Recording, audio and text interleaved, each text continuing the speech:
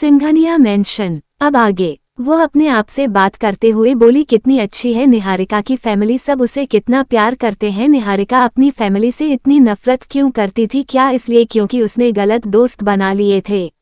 उसे निहारिका के बारे में अभी तक कुछ भी मालूम नहीं था, फिर भी वो एक नई यादें बनाएगी, वह सबको खुश रखेगी। बस उसने ठान लिया था वो कभी किसी से प्यार नहीं करेगी, किसी पर इतना विश्वास नहीं करेगी कि उसका दिल तोड़ सके। पर शायद उसे नहीं मालूम था उसकी किस्मत पहले से ही लिखी जा चुकी है। वह तो आने वाला ही वक्त बताएगा कि आगे क्या होने वाला है। निहारिका यहाँ पर अपनी सोच में ही गुम थी और वहाँ लंदन में इस घर के नेम प्लेट में बड़े बड़े अक्षरों में सिंघानिया मेंशन लिखा था। ये घर दिखने में बहुत खूबसूरत था। इस घर के अंदर एक महिला नौकरों को डांटते हुए कह रही थी, जल्दी जल्दी सारा काम फिनिश करो, और फिर यह बोलते हुए वह किचन की तरफ चली गई।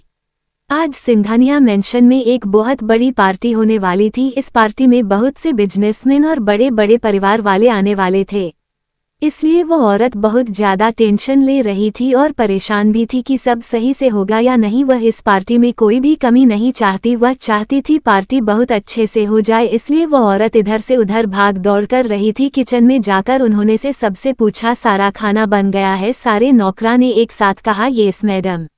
नौकरों के हेड मोहन काका सामने आते हुए बोला, मैडम सब काम टाइम से हो जाएगा, मैडम आप चिंता मत कीजिए, मैं सब संभाल लूंगा। वह औरत नौकरों के हेड को डांटते हुए बोली, मोहन काका कितनी बार समझाया है मैंने, आप मुझे मैडम कहकर मत पुकारा करो। उन्होंने थोड़े अपनेपन से काका को डांट लगाए। मोहन काका थोड़ा स्माइल करके उस औरत को बोले, मैं आगे से ध्यान रखूंगा मैडम। फिर से मैडम ये कहकर वह किचन से हॉल की तरफ चली गई और काका स्माइल करते हुए उस औरत को जाते हुए देख रहे थे और फिर सारे नौकरों को अपना अपना काम समझाने लगे। तभी वहां पर एक बूढ़ी औरत आते हुए बोली, बहू इतनी भी तुम टेंशन क्यों ले रही हो, सब सही समय पर हो जाएगा। माँ मैं क्यों टेंशन न लूं, मुझे तो टेंशन होगी ना, अभी बहुत सारा काम बाकी है। वो औरत ये कहते हुए बूढ़ी औरत के पास आती है और उन्हें सहारा देकर हॉल के अटैच सोफे पर बिठा देती है और खुद भी उनके साइड आकर बैठ जाती हैं। तभी उनके सामने एक गिलास पानी का कोई लाते हुए और उन्हें देखकर बोला, आप इतनी टेंशन मत लीजिए भाभी, हम सब संभाल लेंगे, वैसे भी सारा काम ऑलमोस्ट हो ही गया है। माँ आप ही समझाए अपनी बहू को। उसकी आंखों में एक शरारती चमक थी, जैसे कि वह अपनी भाभी को चिढ़ा रही हो। ओहो तुम भी ना। उसके हाथ से पानी का गिलास लेते हुए वह औरत बोली।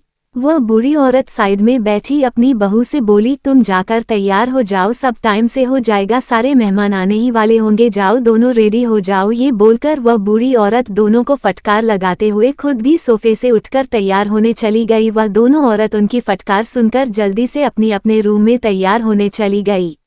रात का वक्त। सिंघानिया मेंशन बहुत खूबसूरती से सजाया गया था, दिखने में वो पुराने जमाने के राजाओं के महल जैसा लग रहा था। उस पार्टी में बहुत सारे बॉडीगार्ड तैनात किए गए थे। पार्टी शुरू हो गई थी, मेहमानों के स्वागत का बहुत अच्छे से इंतजाम किया गया था। धीरे धीरे मेहमान आना शुरू हो गए थे। सिंघानिया मेंशन के नौकर मेहमानों की खातिरदारी करने में लगे हुए थे। कुल मिलाकर वह पार्टी जोरों शोरों से चल रही थी। तभी माइक से आवाज आई, ladies and gentleman, thank you so much जो आप सब अपना कीमती वक्त निकालकर इस पार्टी में आए। ये party Gautam Singhania group of industry के चेयरमैन के पोते के लिए ये पार्टी रखी गई है। गौतम सिंघानिया आगे आते हुए सबसे बोले, आज मेरे पोते ने बहुत बड़ी डील साइन की है। वैसे मेरे पोते के लिए ये कोई बड़ी बात नहीं है, फिर भी उसकी डील की खुशी के लिए मैंने ये पार्टी रखी है। वहां पर जितने भी उस पार्टी में लोग मौजूद थे वह सब गौतम सिंघानिया की इस बात पर उनका घमंड समझ रहे थे, पर वह ये बात नहीं जानते थे कि वह अपने पोते को अपना घमंड नहीं अपना गुरूर समझते थे। गौतम सिंघानिया ने आगे कहा, मेरा पोता अभी पार्टी में नहीं आ सकता, तो इसलिए आप सब अपनी पार्टी एंजॉय कीजिए। रीबॉर्न क्यूट डी गर्ल कहानी लिखा है ऑथर फिजा। कहानी पसंद आई हो तो कमेंट में जरूर बताना।